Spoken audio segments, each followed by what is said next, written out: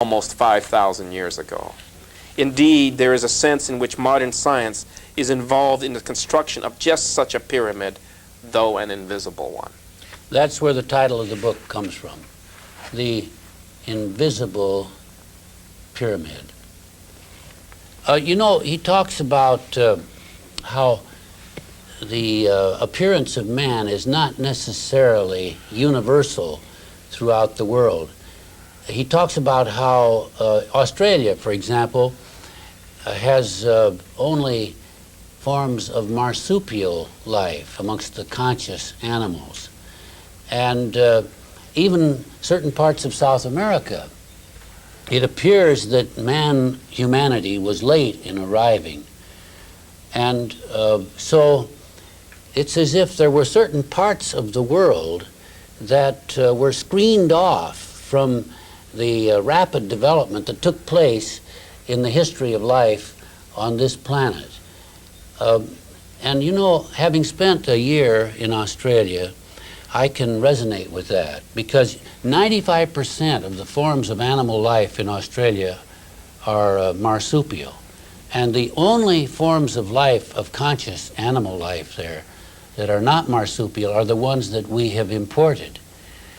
And for example, the dingo dogs are imports, but the kangaroo and the wallaby and the wombat, all those, and the possum are all marsupials. So isn't it fascinating that while all of this quantum leap development was taking place on what you might call the mainland of the world, there was this isolated continent surrounded by the ocean that was cut off from the kind of communication that made it possible for placental animals to reproduce at such a rapid rate. So, and then the other part of it is the migration across the Aleutian Islands, the chain, which at one time is believed to have been a bridge, 14 to 28,000 years ago. That's not long ago. So is it possible that we didn't have self-conscious life on this planet of ours, this continent of ours, North America, until 14 to 28,000 years ago, when these people migrated across the bridge and down, penetrated all the way to Latin America? Those are questions to ponder with. Do you have any commentary on the unpredictable nature of the development of life? Well, if we come to into the 20th century, he starts talking about tinkering and our seeming inability to come to grips with the problems that face us today. It seems like we're in some kind of a gridlock. The Superfund was created in the 70s, in the late 70s, in answer to the Love Canal, to say we're going to apply billions of dollars, we're going to have this fund. If there needs to be a cleanup, we can attack it forcefully and get rid of it. And yet today, a decade later, this great Superfund, which was supposed to take care of all our ecological disasters, is impotent. It has not cleaned up. We clean up one site and 10 spring up to swallow that. And Eiseley talks about that. He says, there will never be enough men or material for a multitudinous advance on all fronts, even for a wealthy nation. Thus, our technological feats grow more costly. The objectives of our society must be assessed with care. From conservation to hospitals, from defense to space, we are forced by circumstance to live more constantly in the future. I guess that's why we have $3 billion in debt. Random tinkering, random response to the unexpected becomes extraordinarily costly in the industrial world which Western society has created. Yet paradoxically, the unexpected comes with increasing rapidity upon future-oriented societies such as ours. The current generation feels increasingly alienated from its predecessors. There is a quickening of vibrations running throughout the society. One might, in psychological terms, say that its metabolism has been feverishly accelerated. For this, a certain price in stability has been exacted, the effects of which may not be apparent until long afterward. The effects of which may not be apparent until long afterward. Where is the transcendence in Loren Eiseley? You're not a theologian, you're an engineer, you're a scientist, but the word transcendence is important to me, and I wonder if you see any evidence of it in Eiseley.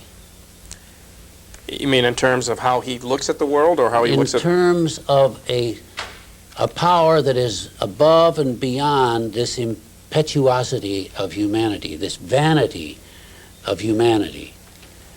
Do you see any evidence in Eiseley's thought that there is a transcendent, a higher intelligence that uses human intelligence, expresses itself through human intelligence? I think that's probably a question better answered by you as a theologian than me as a technological engineer. I let you pose that question to yourself. All right, I will answer it. Thank you. I do think there's evidence, but remember, this is all parabolic. It's all metaphor. And we are not to interpret Eiseley literally any more than we interpret the Bible literally all the way. Some passages in the Bible, indeed, must be interpreted literally. Some passages in Eiseley, too, may be interpreted literally.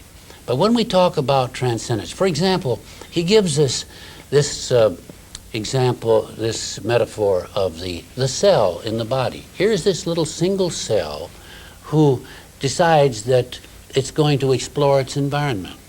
And this cell realizes that it's part of a great river, a great super being. And it's only an infinitesimally small cell. It doesn't know whether it's part of a super being known to the great outside world as cat or cow or human being or tiger. All it knows is it's part of a vast system that is greater than itself. It's not aware. How can it be aware that there's a whole family of animals? How can it be aware that this family of animals has to have an environment that is constructive? How can the human being be aware that he's part of a vast enterprise that is beyond his comprehension? So Eiseley's metaphors suggest that he's aware of a transcendent power, even though you would never get him to admit that he was religious.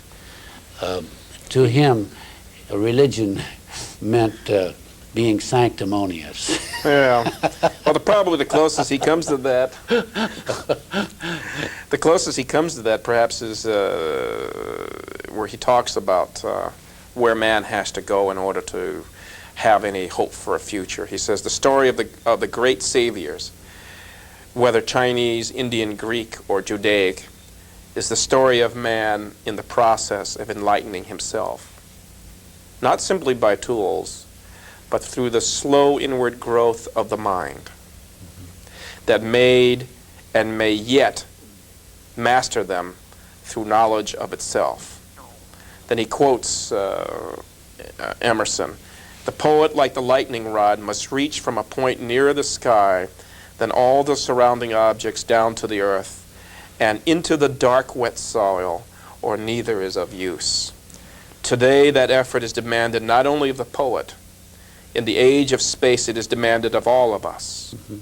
Without it, there can be no survival of mankind, for man himself must be his last magician. He must seek his own way home. Every person has to have this magician. Who is the magician? Well, the magician is the person who enables you to be who you're going to be.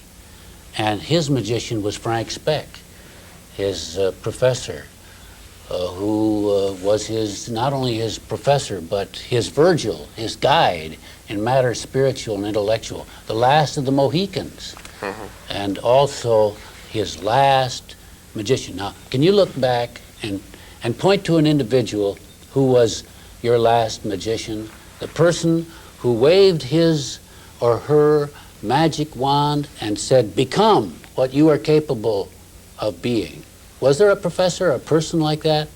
in your life? I can point to one or two, I think. I think when I was a senior in engineering and I read The Immense Journey, that was, I'd never met Loren Eiseley, but I think he affected me in such a profound way. Being a person with a technological background, I was used to seeing formulas and books and being very comfortable with saying that the technological world was going to lead us into a brave new world, that we're going to have everything, all the problems of mankind were going to be solved by the magic tricks that science would be able to bring to the forefront. And what I forgot, and what I was to learn from reading Eiseley, was that in the end it must be man, ourselves, that are going to have to find our own way into finding our own solutions. And it cannot be based purely on technology. Technology is a two-edged sword. In one hand, yes, it can clothe us, and on the other hand, it can also destroy us. And the question is, how do we use it as thinking, rational creatures?